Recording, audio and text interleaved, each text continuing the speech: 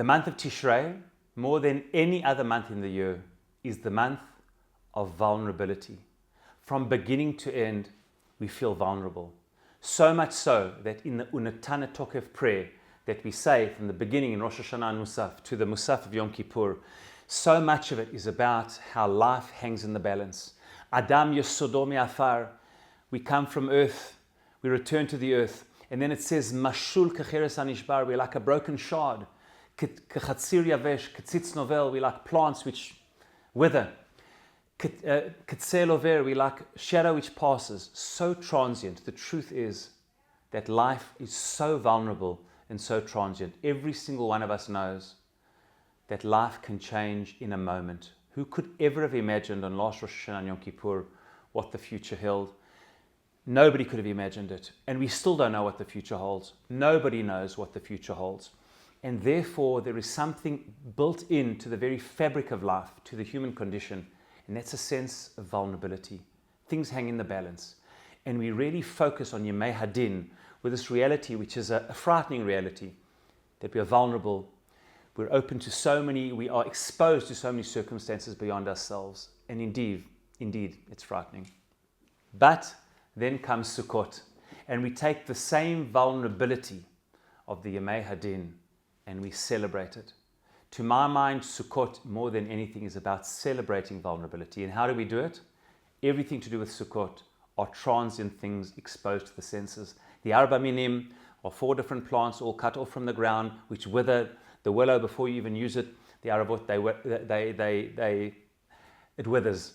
Then we know the schach, the main part of the sukkah is the schach. The schach has to be severed from the ground, it has to grow from the ground, it has to be live, and it shrivels up and it dies eventually. Everything about this festival is something vulnerable, exposed to the elements, and none more than the sukkah. The sukkah exists for 7 or 8 days. It's the most transient, temporary abode. Dirat Arai, everything about it is temporary and transient. It must be exposed to the senses. Yes, it's got to stand up in a ruach metzuya. The walls have to be able to stand up in a regular wind, but almost any sukkah can be blown down by a stronger wind. Everything, it rains, we can barely sit in the sukkah. It's too hot, we can barely sit in the sukkah.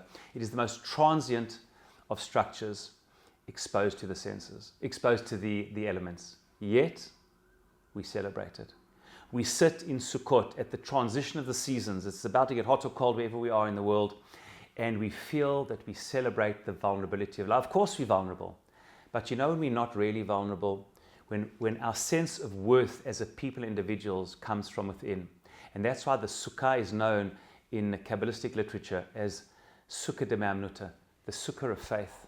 If we are strong from within, and if we have belief from within, and if we see the world through the eyes of God, the way it should be seen, and not only through our own vulnerable eyes, we have a sense of confidence and emunah that knowing whatever will be, it'll be okay. And that's what the sukkah is about.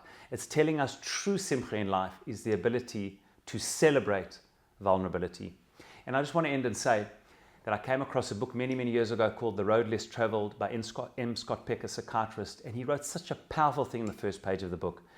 I literally opened this book, read the first page and closed it. I said it was worth it just for the first page of this book. He says as follows: life is difficult. Life is very difficult. But he says, I can tell you from years and years of experience of seeing patients, the moment you accept that life is difficult, it's actually not so difficult. The problem is that we expect it to be easy, and we spend our life fighting against things that we should accept. The moment we can accept that life is vulnerable, life is transient, things can change, that doesn't mean that we have to be fearful and frightened. We can accept that it's built into the reality of life. And if we can therefore accept it and live and know that we live in Hashem's world, and sitting in the sukkah is a microcosm of living in Hashem's world. We have the sukkah of faith. We take ourselves wherever we go. We take Hashem wherever we go. Gam ki eilech b'geit sal mavet lo yirah. Even if we walk in the shadow of death, Hashem is always with us. And no matter where we are, no matter what we're exposed to, we're in Hashem's presence. And if we're in Hashem's presence, we have everything. And therefore, even as we go to this difficult period, happy period, but a year later after the terrible events of a year ago, and we don't know what the future holds, and we are vulnerable, and life is transient. If we live in Hashem's presence, in His sukkah, with tzila de me'amnuta, with our view of faith and of hope, everything will be okay.